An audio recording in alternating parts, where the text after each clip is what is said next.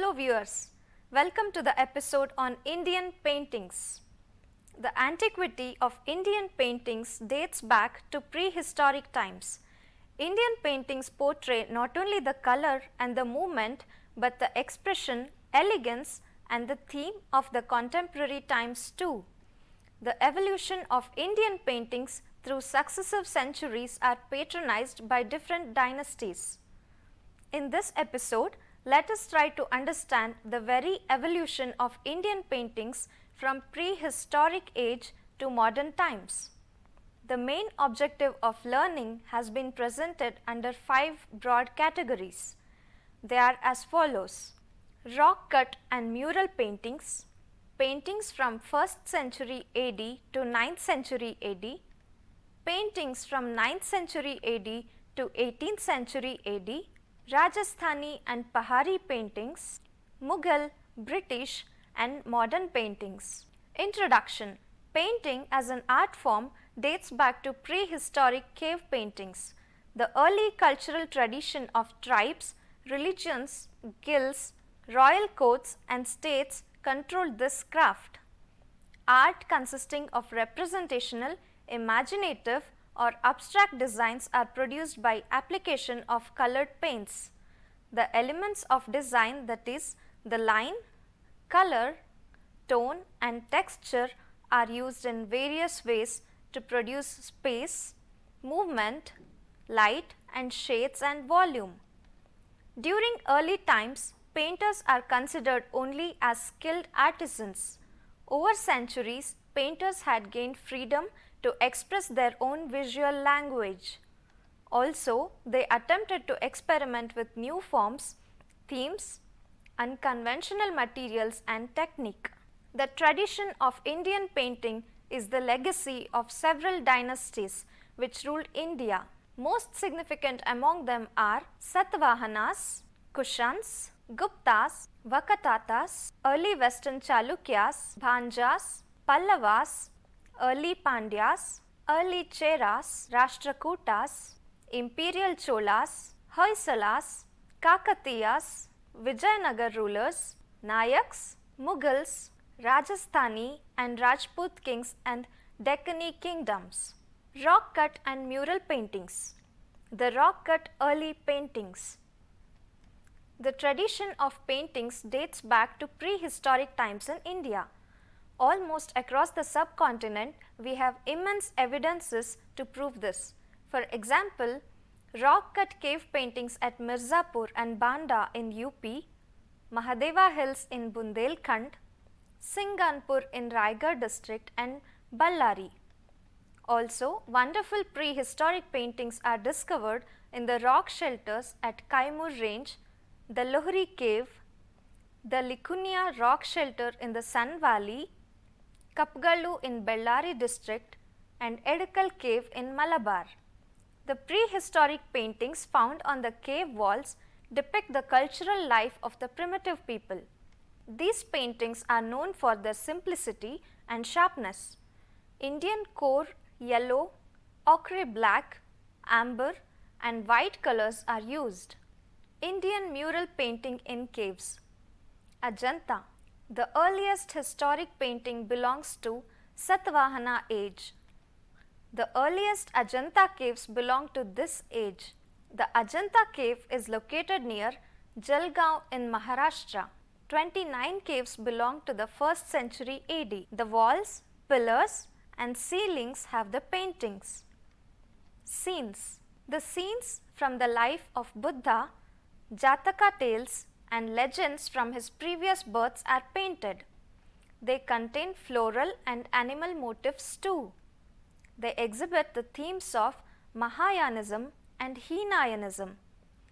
The kings and queens are painted with royal outlook besides dancers, musicians, hunters, professionals and common folks. The religious ceremonies are painted which stand testimony to the way of life and custom of that age. Birds, flowers, animals and trees are drawn in a beautiful way. Thus, Ajanta is an abode of quality painting. Paintings from 1st century AD to 9th century AD. Kushana paintings, 1st to 3rd AD. The Kushans are the most powerful rulers after Sangas in north. Under them, a distinct school in northwestern frontier with a common link of Indian, Greece-Roman and Iranian elements emerged. For the Kushana period, there is no proper specimen from India proper. Dandan Oilig painting. This painting from Dandan Oilig is an excellent specimen for this period. The woman rising from the lotus pool after bath and the painting of Shiva with 3 heads is appealing.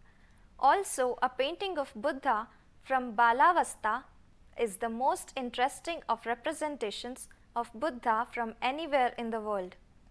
The Age of Guptas, 4th to 6th century AD. As you know, the Gupta emperors were great patrons of art and literature. Let me quote some interesting examples. Bagh Caves. The Bagh Caves located in Madhya Pradesh contain paintings of the Guptas. Of the 9 caves, the most important are caves 2, 4 and 5. Though Bagh Cave paintings are mostly lost, caves 4 and 5 preserve some of them. The walls of all the 9 caves have paintings. In cave number 1, Bodhisattva Padmapini is painted effectively. Several scenes from Jatakas are also depicted. These paintings have secular themes and the expressions are unique. Ellora. At Ellora in Maharashtra, in the temples dedicated to Indra Sabha, Lankeshwara, Kailasa, etc., mural paintings are available, but they are in ruins. The panels at Kailasa temples is quite captivating. The paintings are available in the ceilings of the 2nd story.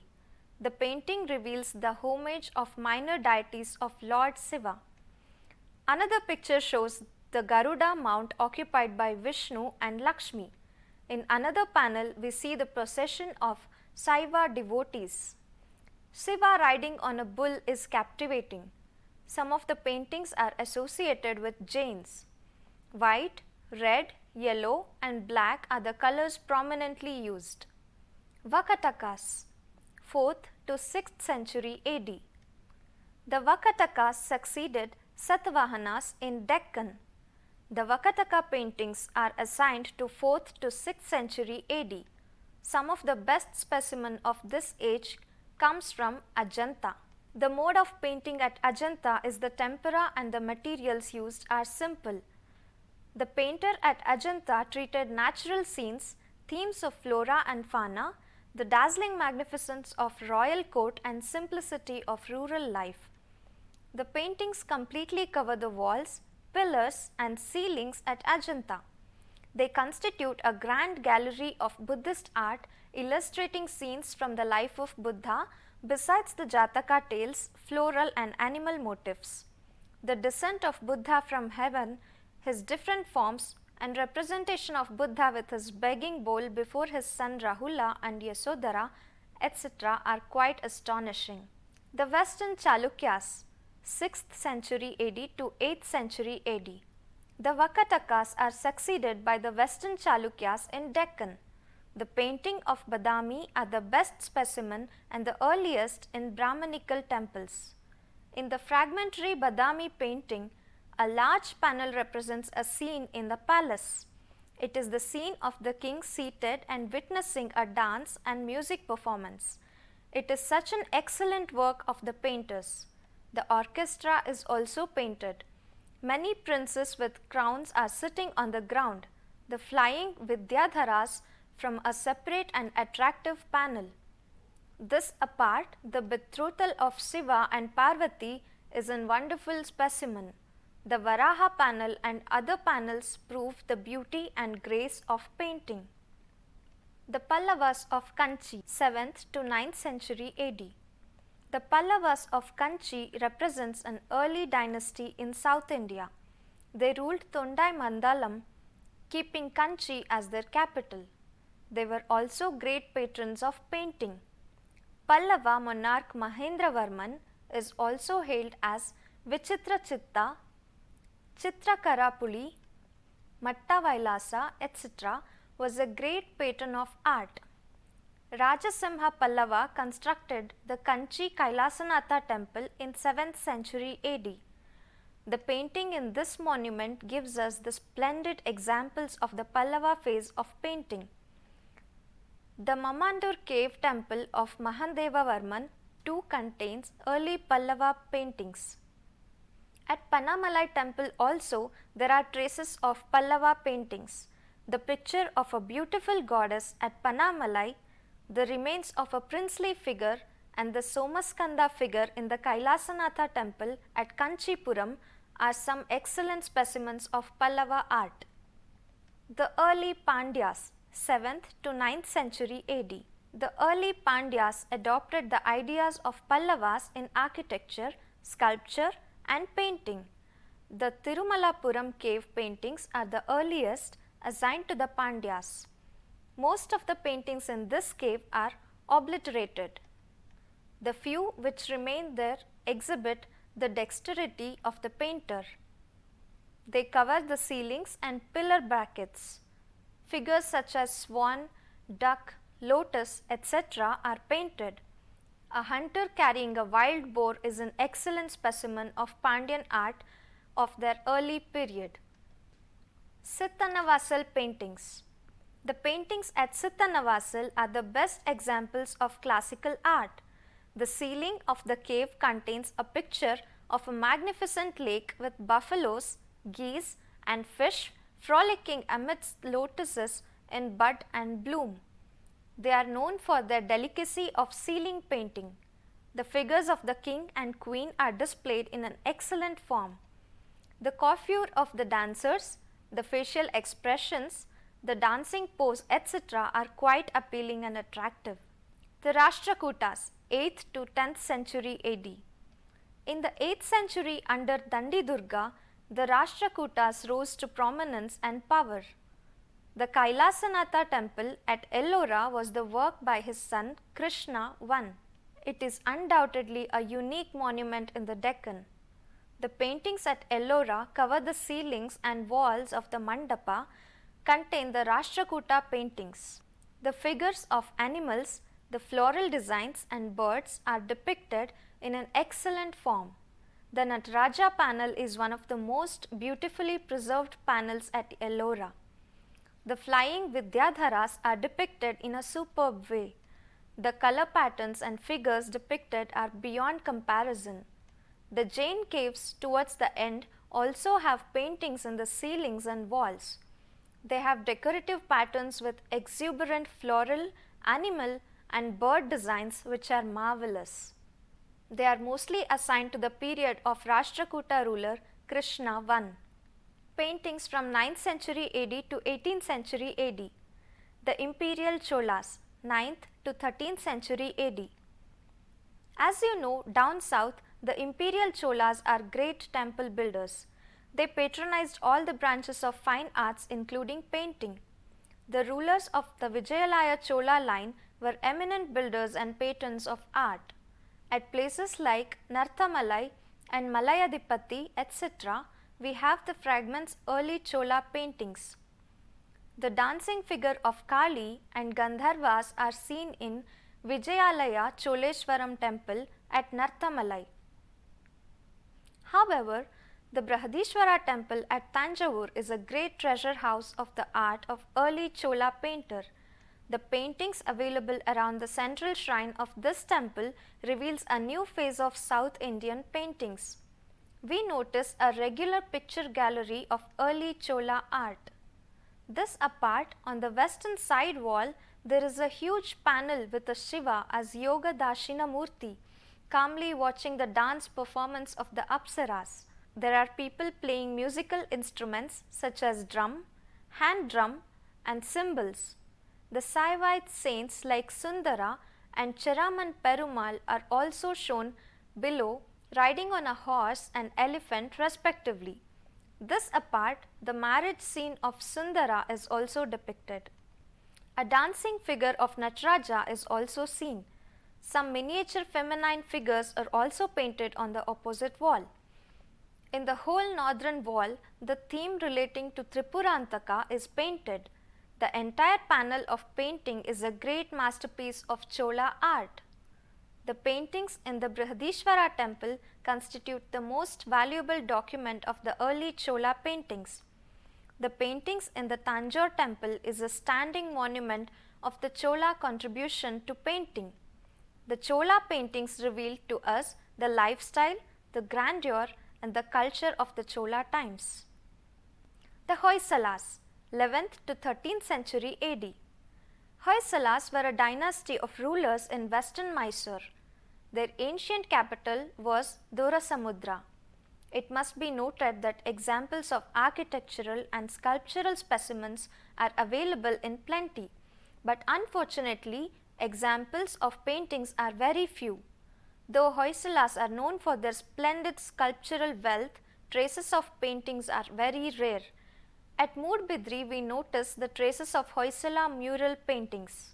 They are painted in the form of large palm leaf manuscripts. The central paintings on these leaves are the Tirthankara Mahadeva. The painters have given importance to artistic qualities. The borders in these manuscripts reveal great taste and elegance.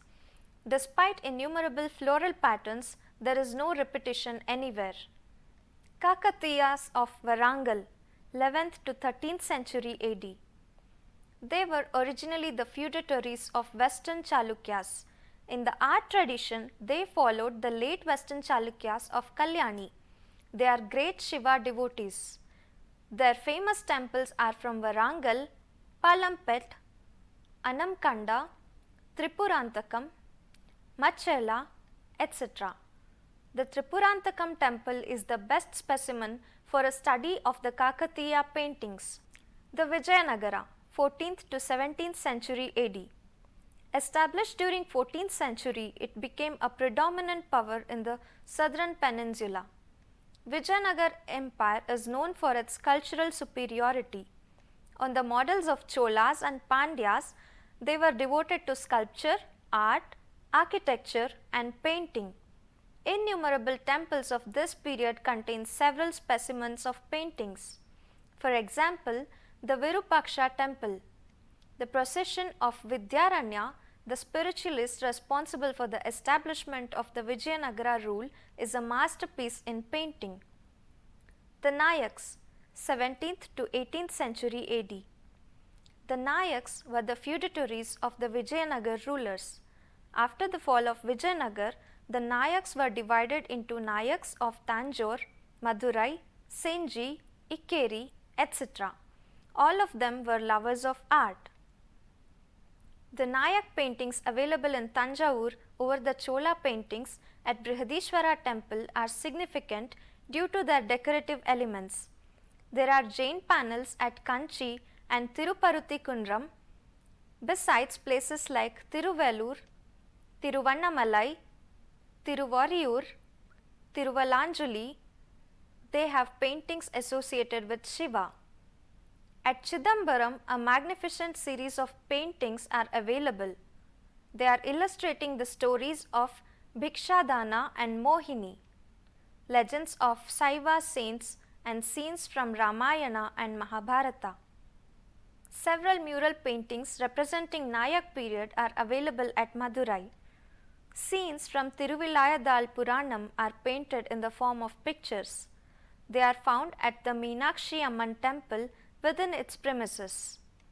The Vasanta Mandapa of Algara Coil too has Nayak paintings. It must be noted that conventionalization set in during the Vijayanagara period is continued. Rajasthani painting, 16th to 19th century AD.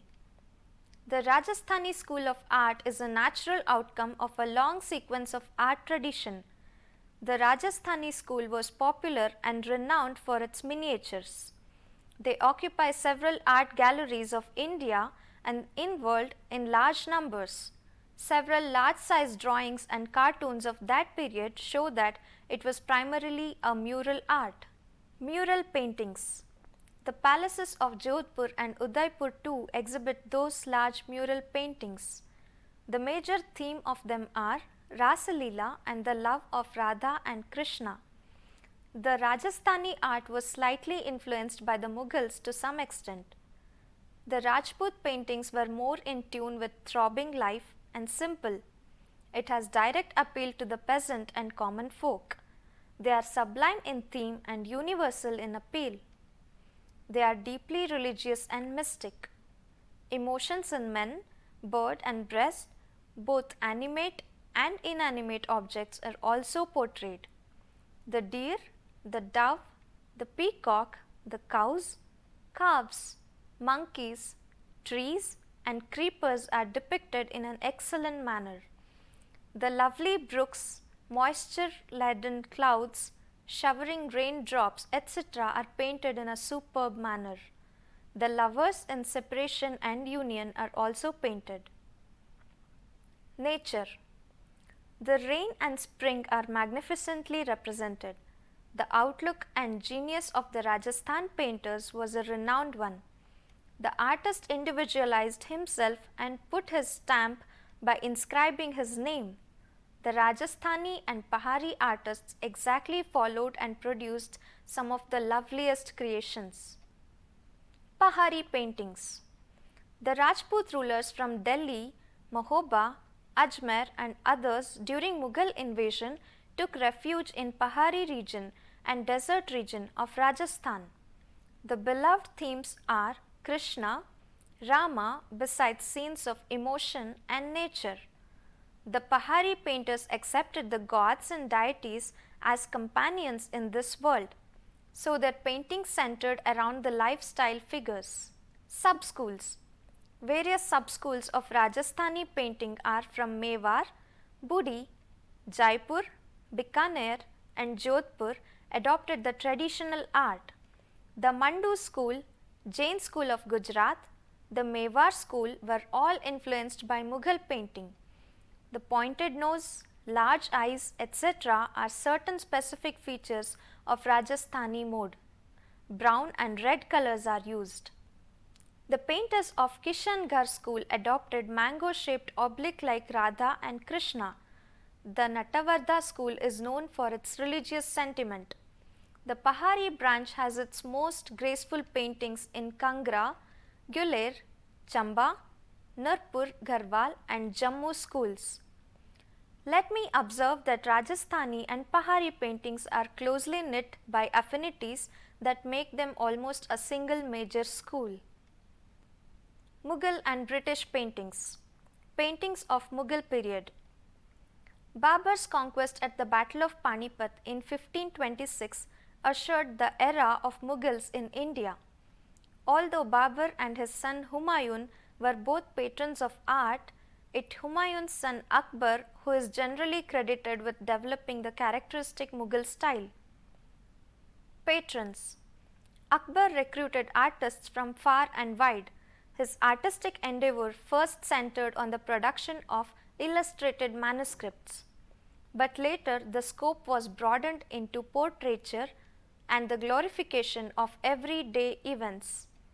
Akbar's son Jahangir also patronized painting, but he preferred portraiture. His fascination with natural science resulted in a vibrant legacy of paintings of flowers and animals. Themes and forms. The source of Mughal painting was Persian. Mughal painting is distinctive but Indian. It has the flavor of the Persian but retains the inborn charm of Indian tradition. The Mughal rulers made a distinctive contribution in the field of Indian painting. They introduced new themes, new colors and new forms. Mughal painting was primarily executed as miniatures on a full page. It reflected the personality of the successive rulers. Its subject matter was drawn increasingly from official life. Portraits are its most significant contribution. Mughal painting reached its climax during Jahangir's time. He laid more emphasis on portrait painting than the book illustration. Mughal art started as an art of illustration, excelled in portraiture, and in the end it became rather a weak expression of life around in pictorial terms. Paintings during British period. The traditional Indian art declined and received a setback with the establishment of British rule. The European oil paintings took a place of frescoes and miniatures. The government art schools at Kolkata, Mumbai and Chennai taught Western style and technique. Raja Ravi Varma of Kerala distinguished himself in the European style of painting. However, a revivalist movement started after a century. The pioneer and head of this new revivalist school was Abanindranath Tagore. This came to be known as Bengal School of Art or Calcutta School of Art. It was traditionalist in theme and nationalist in inspiration. Paintings of modern period. The modern school of painting in India was pioneered by Gaganendranath Tagore, Jamini Roy, Rabindranath Tagore and Amrita Shergill. It integrated the Indian traditions with Western style. This school got impetuous after independence. Let me conclude that the genre of Indian paintings is infinite by its variety, theme, richness, charm and appeal. Its very elegance and form of expression is a class by itself. You can trace the cultural advancement of India along with the evolution and progress of Indian paintings. You can picturize not only the fabulous cultural heritage of India, but admire the innate aesthetic beauty too, as it is reflected in the long tradition of Indian painting. Indian paintings always remain as a tour de attraction of not only for domestic but international tourists also. Thank you.